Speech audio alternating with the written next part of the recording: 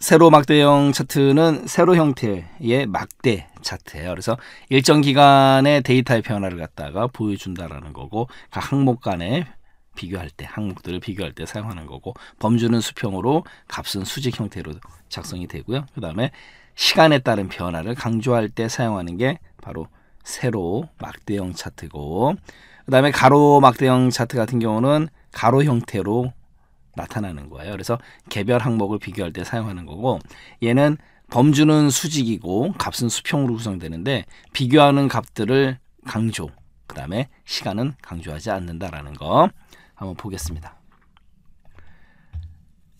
삽입의 지금 차트 그룹에 와서 모든 차트에서 바로 요 세로 막대형이죠. 세로 막대 같은 경우는 묶은 세로, 그 다음에 누적 세로, 요 누적 형태, 그 다음에 100%의 기준 누적, 그 다음에 이제 3차원 개념, 3차원의 묶은 세로, 그 다음에 3차원의 누적, 100% 3차원 누적, 그 다음에 이렇게 3차원 세로 막대형, 이런 형태로 보여준다라는 거고, 그 다음에 방금 전에 살펴본 가로 막대형 같은 경우는 이렇게 가로 형태로 작성이 돼요.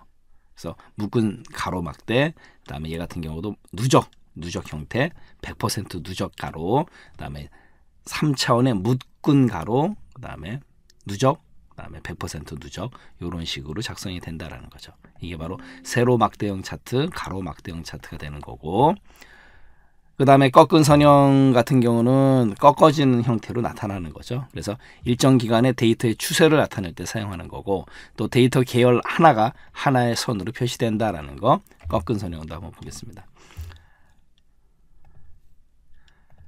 꺾은 선형 차트, 바로 이런 식으로 나타나는 거예요. 이것도 알고 가셔야 되는 거고, 이렇게 표식이 있는 꺾은 선형, 그 다음에 표식이 있는 누적 꺾은 선형, 그 다음에 100% 기준 누적, 그 다음에 3차원의 꺾은 선형, 이런 것들도 살펴보셔야 되는 거고,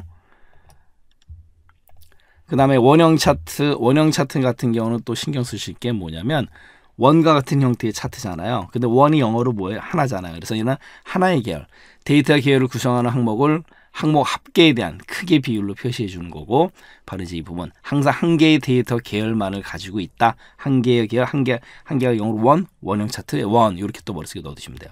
얘는 축이 없죠. 그 다음에 중요한 요소를 강조할 때 유용하다라는 거. 또 원형 대 원형 차트 중에서 다중 계열을 가지고 있는 경우를 갖다가 원형 대 원형 차트, 이렇게도 불러요. 분산형 차트 같은 경우는요, 우리가 XY 차트라고도 불러요. 가겠습니다. 여러 개의 데이터 계열의 값들의 관계를 보여줄 때 사용하는 차트고, 두 개의 숫자 그룹을 XY 좌표로 표현을 해요. 그래서 방금 전에 말씀드린 대로 XY 차트라고도 부릅니다. 그 다음에 시험 문제에서 잘 나오는 부분은 바로 이제 이 부분인데, 데이터의 불규칙한 간격이나 묶음을 갖다가 보여주고, 그 다음에 주로 과학 데이터에서 사용이 돼요. 그게 바로 분산형 차트고, 분산형 차트도 한번 직접 볼까요?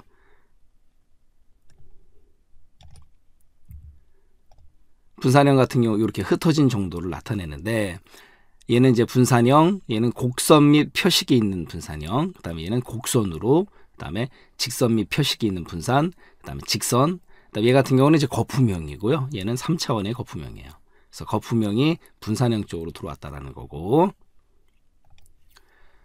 이번에는 이제 영역형인데요. 영역형 차트 같은 경우는 우리가 꺾은 선형 차트와 비슷해요. 용도는.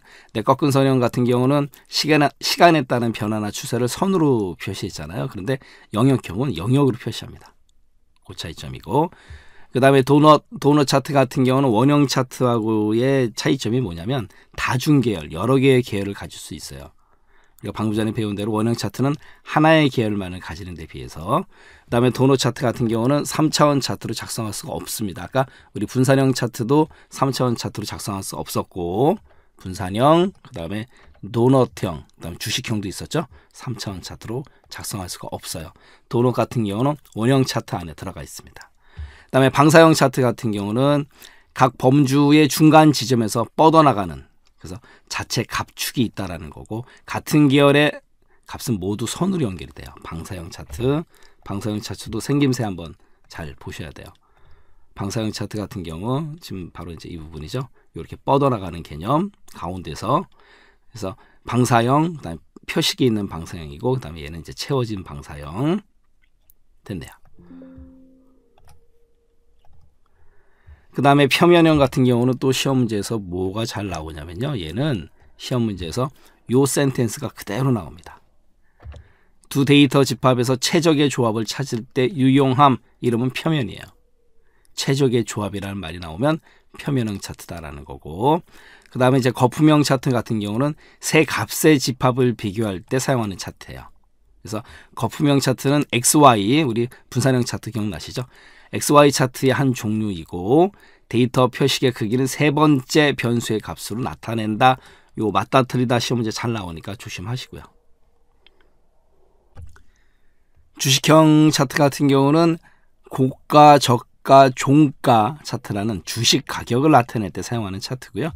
그 외 온도 변화와 같은 과학 데이터를 나타낼 때도 사용을 해요. 그 다음에 트리맵 차트 같은 경우는 트리, 나무잖아요. 트리맵, 그러면 이제 지도니까 데이터를 계층 구조로 보여준다라는 거죠. 우리가 트리 그러면 이제 계층 구조니까, 그래서 다른 범주 수준을 갖다 비교할 때 간편하고, 그다음에 색과 근접성을 기준으로 범주를 표시해줘요. 한번 볼까요? 트리맵 차트. 주식형 차트 같은 경우는 지금 고가, 저가, 종가, 그 외라든가 시, 고, 저, 종 이런 것도 가능한 거고, 거래량, 고, 저, 종, 그 다음에 거래량, 시가, 고가, 저가, 종가, 뭐 이런 건지 간단히 알아두시고요. 그 다음에 방금 전에 살펴본 트리맵.